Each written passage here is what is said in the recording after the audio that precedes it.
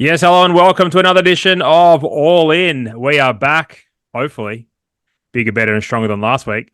And no Lewis Willoughby this week. He's got some prior commitments, but Dean Watling joins us from deanwatling.com. Good afternoon, Monday afternoon, of course, Dino. How are you? Good morning, Gano. Afternoon, sorry, Gano. I'm good. A big weekend of racing, plenty of good results. Lewis isn't here because apparently Robbo's throwing him in at 7 this week. So Louis at Roosters training, but we'll push on without him, Gano. How are you? Well, if he's in at 7, I hope that he's named at 7 and starts at 24. Mate, I'm really well. Really great weekend of racing. It was super. The Golden Slipper was great. Probably caught some of us by surprise, definitely me. The result, which Waterhouse horse got the job done, but they did get the job done, so full credit to them. 6 of the 16 runners in the field. Super. Plenty of other interesting things coming out of the weekend. The imports or the UK European horses just dominant again. It's scary stuff, and they just continue to kick our backside. So we'll have a bit of a chat about maybe some futures markets after this, mate. But did you have a horse to follow for the punters from the weekend? Yeah, two. Yep. It was a really good meeting. I think it's probably a meeting that we can probably follow a couple. I think the last couple of weekends have been a bit grand finalish, but this weekend I think we can follow Sunshine in Paris. She was terrific in the Galaxy, back to that inside. I dare say she drifts to the outside. I think she wins that race. And then I thought Sports was really good. He gave away race fitness to Brave Mead and a couple of others, and I thought he was really good late, sort of back to those inside lanes as well. So they're the two for me. I know you had a couple too for the punters, Gano. Yeah, just go with 2 from race 4. The Novelist was really good, and I thought Midnight Opal was good as well. So I think you can follow both of those with some confidence wherever they go next. Righto. Let's just go straight into the Australian Cup. We'll go to Flemington. Good 4. I'd say the Rail will be in the true position. I'll just bring that up now. Yep, Rail is in the true position. Good 4. Probably going to want to be... I'd say play pretty fair. I don't think you want to be back last. You want to be midfield, running line sort of set up there. Flemington Rail in the true, Dino? Yeah, I think that's about right. I think it's a very fair track. I think we play it like that until we see anything else on the day. I think that's the easiest way to play this far out. Yep, love it. Righto. Mr Brightside, Craig Williams, Cascadian, Betty Mellum, Val and Declare, No Jockey, Dom to Shoot, Macram, Youngworther, Pride of Jenni, Declan Bates, A Tissue, Blake Shin, and Legato Mickey D are the horses confirmed. This is, of course, courtesy of Trav Noonan's article on .com there, likely Fields article. Full credit goes out to Trav. It was amazing work, and it's great that we're able to sort of check this off and get an indication of who's riding and which horses may be going here. Likely, remember, likely, not guaranteed. This is looking at all the markets, and you just got to be careful. However, the Australian Cup field, Mr Brightside 260, Pride of Jenni 280, A Tissue $8, Cascadian $8, Legato $9, Riff Rocket $11. I'd be very, very surprised if Riff Rocket turns up there. And Vow and Declare 15, Youngworther 15, longer the rest, Dino. The 2024 Australian Cup. How do you see it unfolding down at the Flemington?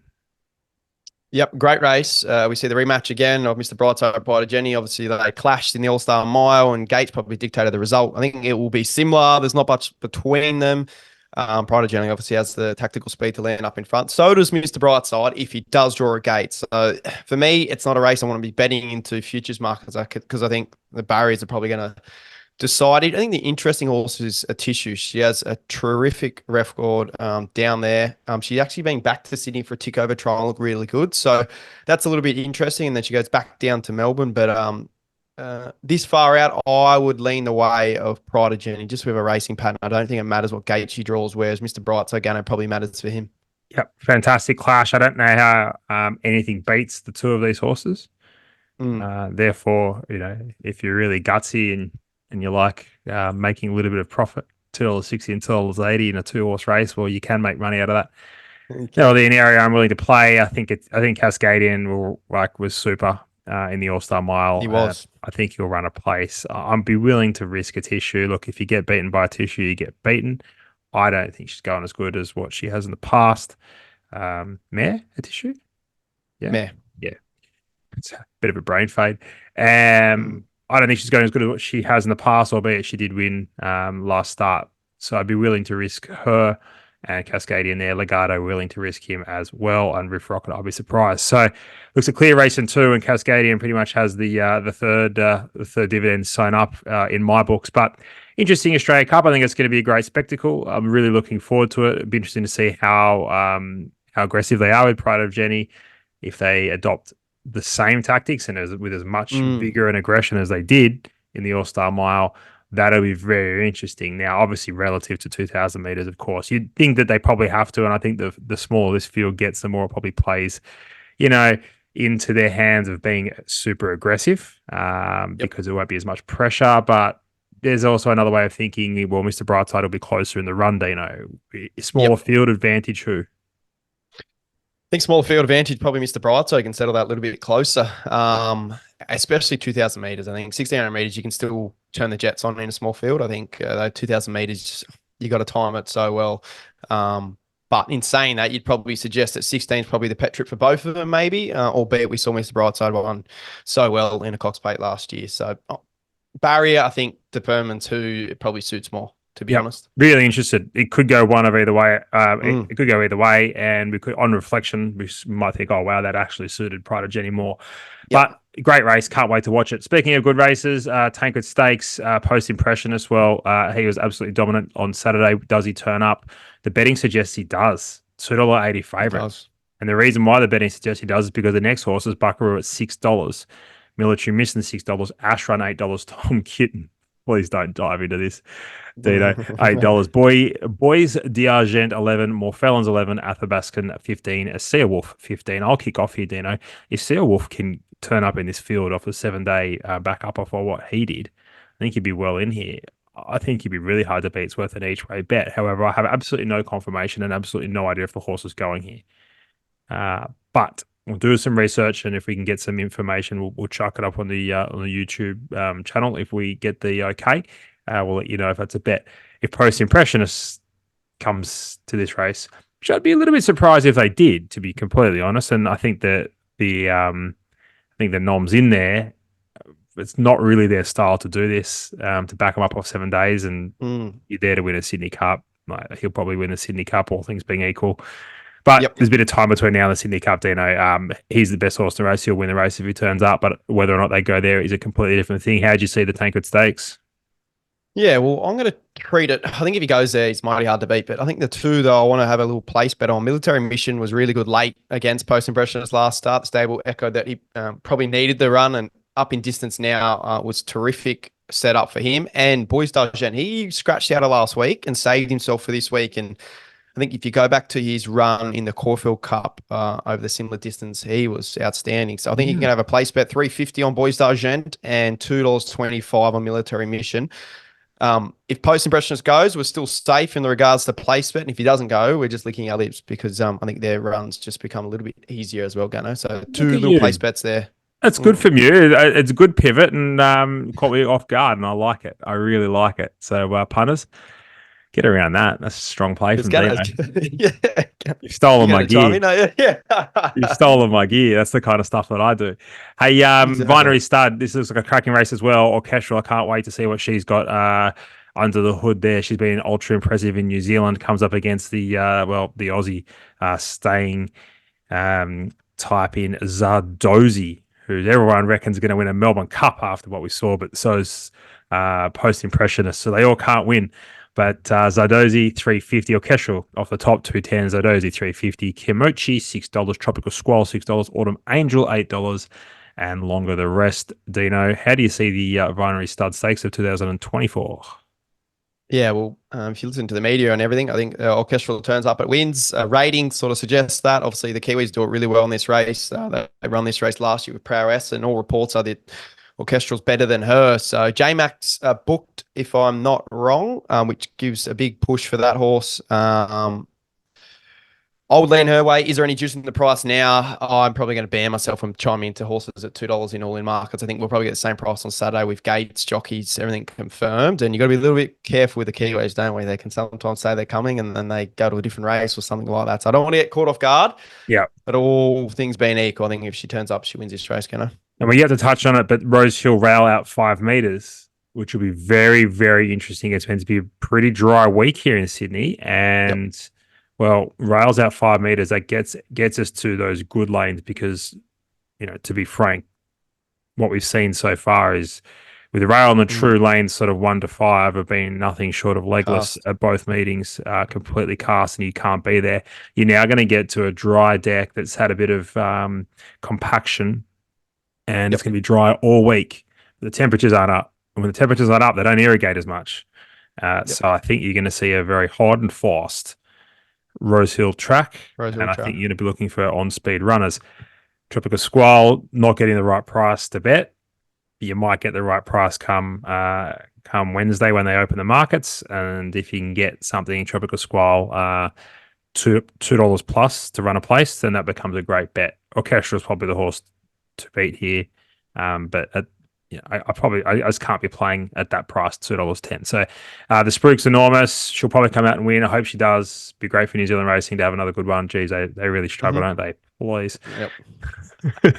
They're flying. They're probably the biggest winner of this prize money increase, aren't they? Do they just pop across? Thank you. Head back. Yeah. Thank you. Yeah, they're flying. So full credit to them. And be good to see if Zodosi can come out and produce something as well. But yeah, really no bet race until we get to Wednesday, at which point Tropical Squall, the place, could definitely become a play for me. Hey, Dana, there's a few other races going around. Doncaster Prelude, just a bit of a public service announcement with this one. Another wheel, Yes. I can't.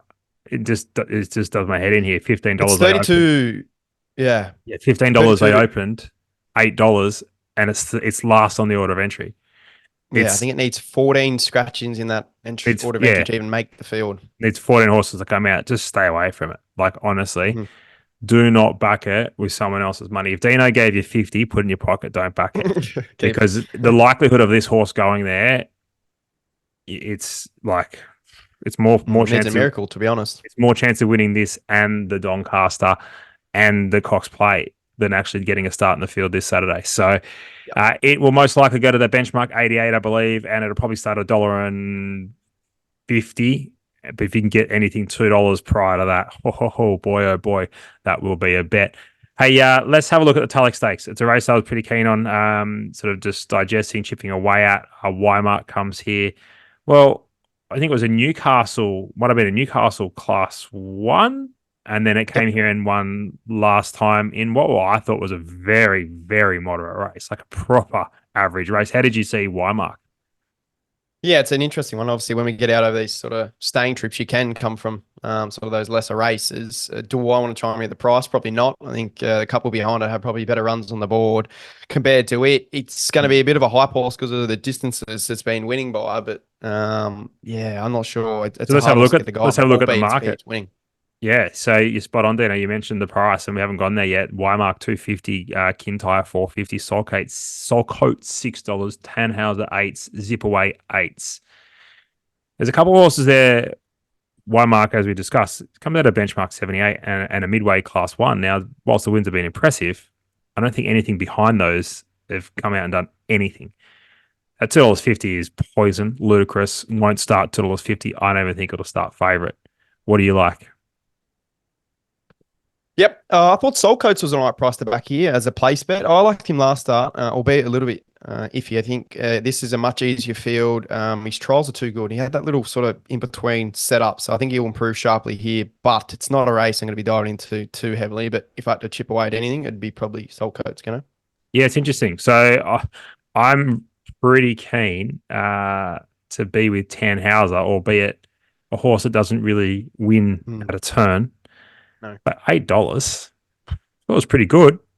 As SP'd $41, but ran well and truly above that $41 price, beaten 4 lengths by Zodosi, doing its best work late. Goes from the 1,500 to 2,000. I think it's the best horse to race. I think $8 is enough to have a bet. Zip away, they bet a decent enough price of that. I think they might have put up 10s. It's now 8s. They were going to send it to the paddock.